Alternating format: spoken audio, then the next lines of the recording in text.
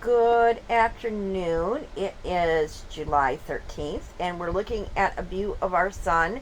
And you will notice we've had a lot of snapping and crackling and popping and lots of flaring coming off. And we did have, 7, 8 CMEs shoot off from the sun yesterday, and then it kind of quieted down. And we've had a few CMEs shoot off today, and we're going to talk about those real quick. First of all, we did have one full halo CME yesterday, which will hit us in about 24 to 36 hours. And there is a view of that CME real quick. So it is kind of going out in front of us, but it is enough that it is going to hit all of us. Let me pop this back down. You can see we've had since yesterday. Let's back this up.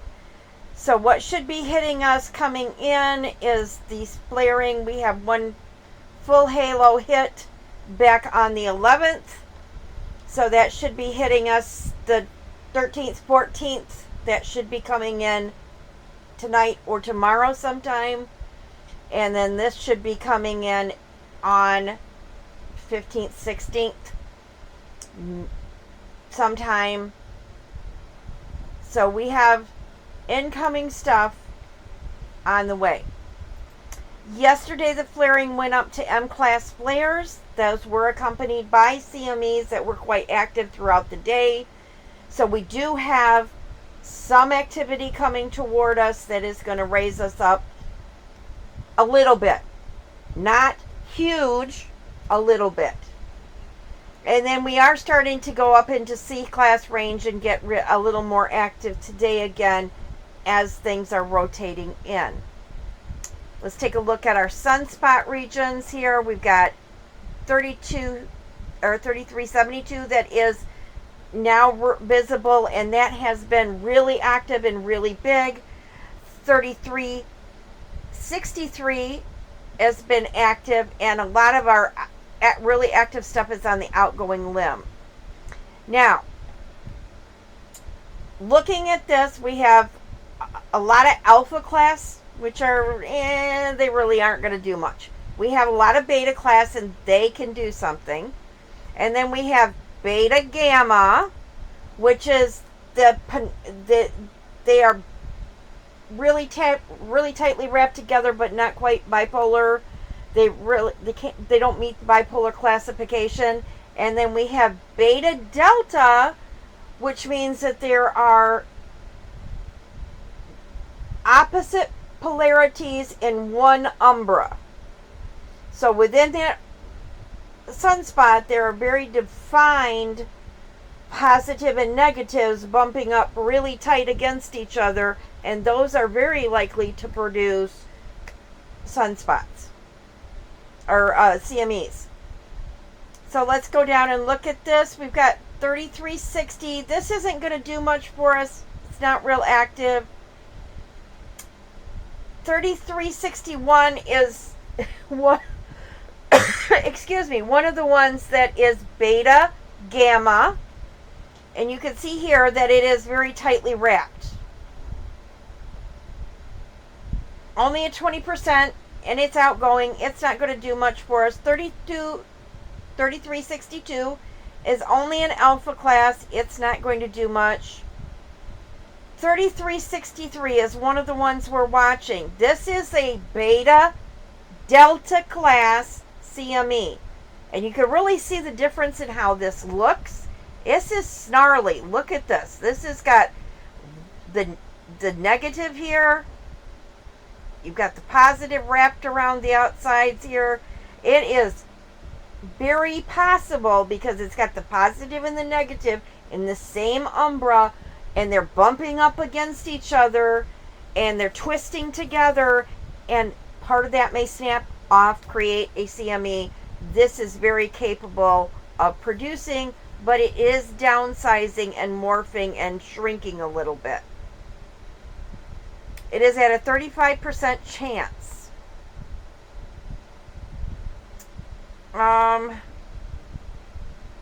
3364 is following behind it. It isn't much of anything. We have 3367, and that has been producing. It's gaining in size, but the number of actual spots is shrinking. So the number of sunspots is decreasing by 2, but the sunspots that are there are growing in size. So, and this is a beta delta class. So you've got the penumbra.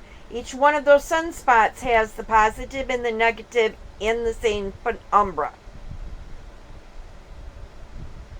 And 3370 is shrinking. And here is the one we're watching coming in, and this one is really the one that's going to produce something for us, I think, in the next couple days. It's at an 85% chance of C's, 30% chance we're going to get an M, and still at a 5% chance at a X. It is adding extra sunspots at this point. It is growing, and it is at a 650 size. So this is just massive, and you can look here and you can see the positive and negatives are weaving in and out within these sunspots. So this is really, if it quiets a little bit right now, it's fine. I think when it gets earth facing, it's going to pop off, and it's really going to go to town when it gets on this outgoing limb again. This has been the pattern with every sunspot that we get coming through. So I look for this to get really active probably within 3 or 4 days, and then it would probably be within the next 7-8 days we're going to see something out of this. And this is the watch area you want to be alert for the next 10 days. Maybe we could get something coming at us from this. Looking at our prediction cycles, we aren't supposed to get much Thursday night, but they can be off. Remember, when it comes to predicting these storms, they have a mind of their own. Men plan, Mother Nature laughs. They do predict on Thursday that we will have the solar event. Unfortunately, a lot of the area may be cloudy. We are going to go through Thursday night into Friday night, the overnight hours, and then I look for us to pick back up again coming in the 15th and the 13th, or the 15th, 16th, and 17th. We're going to have more stuff coming at us from yesterday's activity. Everything looks quiet. That's not a good thing when things are blanking out like that. We are expected to have a big spike coming in the early mid-morning on the 15th. They're predicting a plasma spike. We're going to decrease in winds, and then start increasing the winds here, and it's not going to be real significant. I don't know if I agree with this forecast on the spiral right now. They have their way to saying this, but watching what I've been watching, yeah, it might depend. A lot of it may be just enough aimed away from it that it might miss. But I think we're going to get more than what they're saying on the 14th. And then I look for this to be bigger on the winds. I guess they're saying up to, well, they've got this bumped up to 300 to 500. Yeah, that may hit the 400 or 500 range. Maybe a little bigger. Looking back at this, we do have this weak coronal hole here. We had a coronal hole that got closed up here. That will be hitting us the 15th and the 16th. We have a coronal hole up here. That is a weak area that'll be coming in, following the 15th and 16th. It'll be enough maybe to keep our winds to 2, maybe 3 at a steady.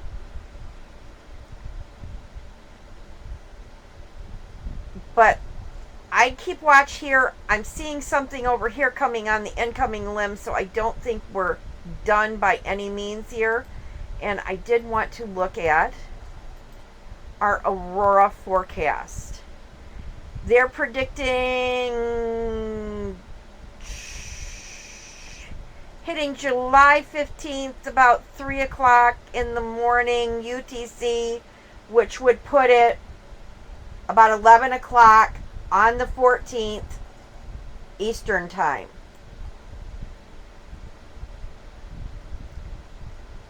Long-term forecast is being really weak. I don't know if I agree with this, with what's going on, because I'm seeing the electrical activity kind of build up, and I think we're going to see that starting to build toward August and September. So I think this is going to start percolating and growing and changing a little bit. I think it's kind of tame. We may stay tame until mid-August, but by mid-August, I look for this to start getting bigger. You want to start planning now and start watching this 27-day forecast to plan your storms for September. You want to watch for when they're predicting these higher spikes, when these coronal lows happen, because they're the most likely times you're going to have the big storms. And those are the times you're going to want to plan for your vacations. Like right now, we had a spike around here, so I would say, okay, I had a spike on the 13th. I'm going to back it up 3 days for August. So if I back it up 3 days, that's going to put it coming in on the 10th. So I would guesstimate somewhere around the 10th in September, if this cycle holds, or in August, then I want to be watching for somewhere around the 10th for it to get busy again.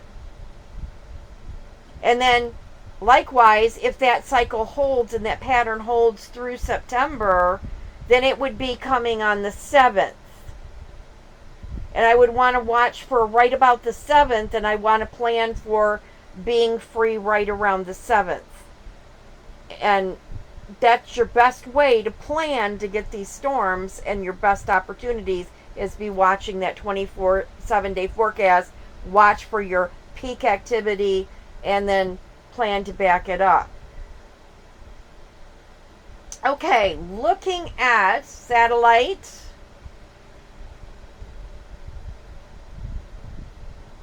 Oh, it's not going to give us current satellite data. Oh, that's not nice. Okay, can we go to yesterday? No, I don't want to go full mode. I want to go yesterday. Previous day. Okay, we are under mid to moderate smoke.